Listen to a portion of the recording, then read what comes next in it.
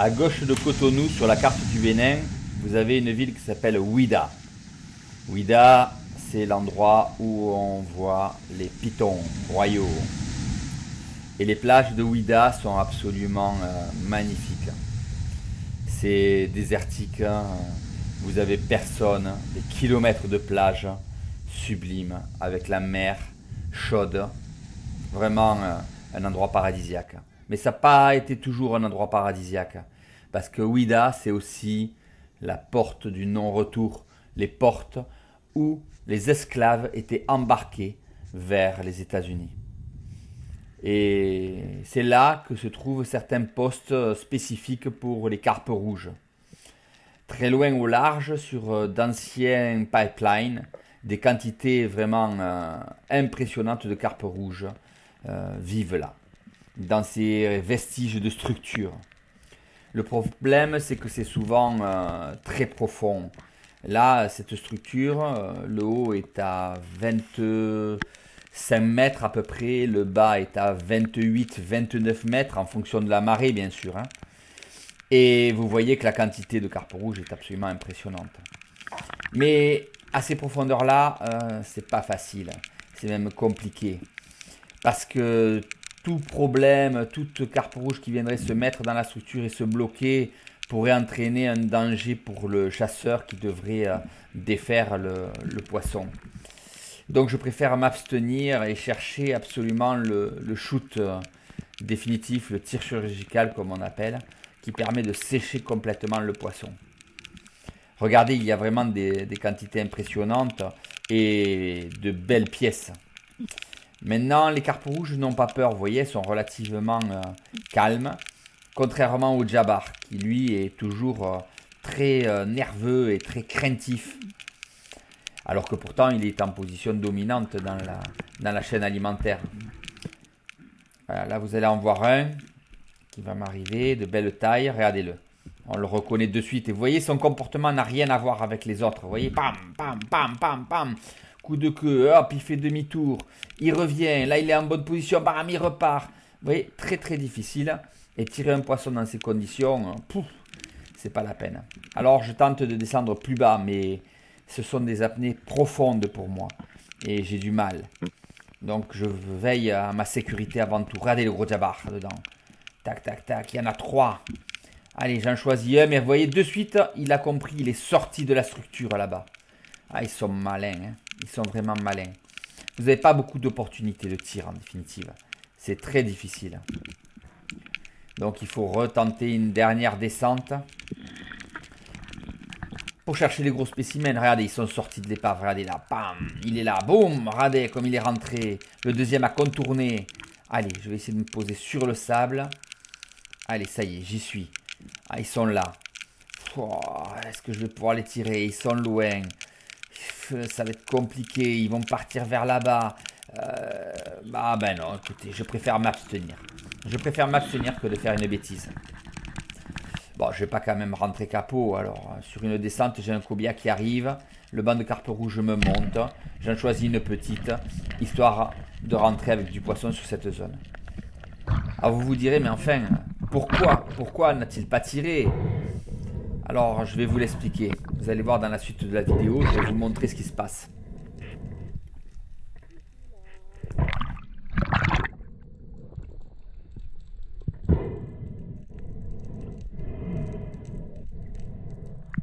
Je vais laisser le poisson au fond pour essayer d'attraper le barracuda.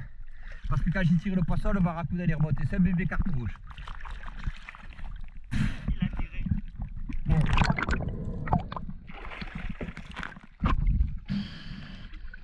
Et hop, une carpe rouge dans le bateau. Sur une autre structure qui se trouve à 19 mètres, soit 10 mètres de moins que la vidéo précédente.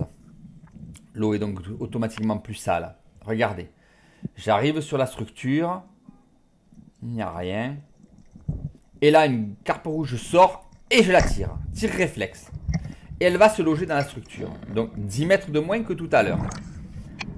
J'appelle de façon à ce qu'elle me donne une bouée. Parce que bien sûr, elle s'est bloquée. Je bloque mon moulinet et là je passe en accéléré toute la scène où je suis obligé de tendre mon moulinet, attraper ma bouée, retendre mon moulinet pour être bien à la verticale, tout ça dans le courant, hein, avec toutes les difficultés que ça comporte et les dangers que ça peut entraîner.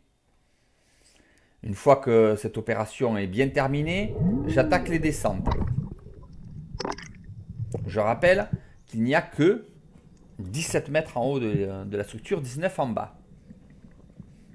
Et vous allez voir un peu déjà la complexité de la chose et le nombre d'apnées et les dangers que cela peut entraîner pour un chasseur. Surtout dans l'eau sale. Regardez, le poisson est là. Ah, je me dis, oh ça va, c'est juste ça qui s'est pris, je le défais. Mais non, il n'y a rien à faire. Il ne vient pas, alors j'y descends dessus. J'essaie d'attraper la flèche, mais la flèche est bloquée. Allez, je remonte. Je prends un deuxième fusil. Je descends. Il faut assurer le poisson. Il est hors de question de laisser le poisson partir, abîmé comme il est. Je le double. Je remonte. Voilà. Deuxième flèche. Mais là, il va falloir que j'aille les décrocher. C'est pas facile, hein? Wouh! C'est sûr.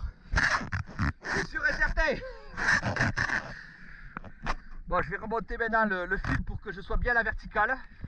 Pour pouvoir bien me ventiler. Allez, je redescends à nouveau. Pour essayer maintenant de débloquer le fil dans la structure. Je commence à être fatigué parce que la ventilation dans le courant, c'est quelque chose de difficile. Il ne faut pas le mettre en permanence, il n'y a aucun moment de répit. Voilà, donc là je suis mon fil, je vois que mon fil il part par là. Ah oui, d'accord, là c'est l'arrière de ma flèche.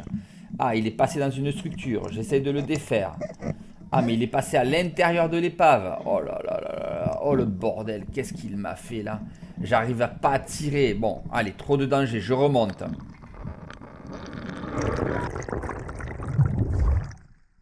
Je vais être obligé de couper mon fil.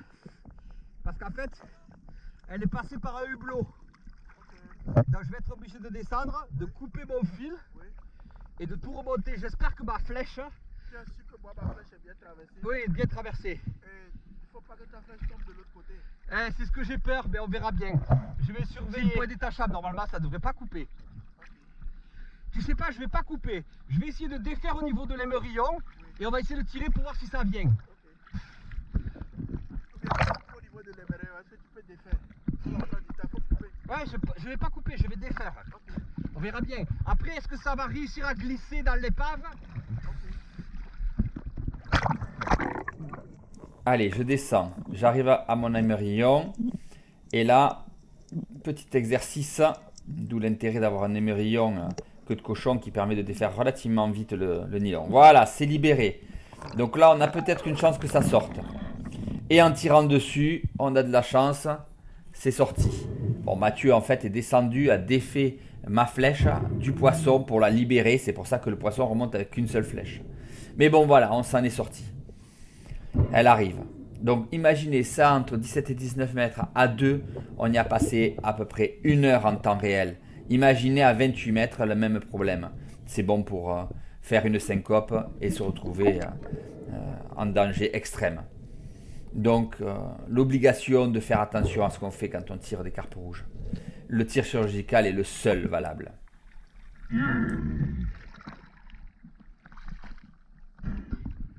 Oui, ça y est.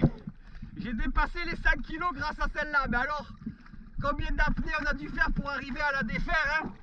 C'est très difficile, hein, d'arriver à me faire des beaux poissons dans les épaves, hein. Vraiment, c'est très difficile, hein. Mais Mathieu, il a été très fort, là. Il a réussi à tout défaire. Il a été très fort. Il a une bonne apnée, Mathieu. Il est fort, hein. Yeah. Allez, 5 kilos. Bon, je vais faire un jeu de Mathieu, hein. On voit d'ailleurs à l'arrivée que l'on est tous épuisés. Aussi bien les marins, Mathieu le guide que moi, on est tous fatigués, certes avec une belle pêche, mais épuisés.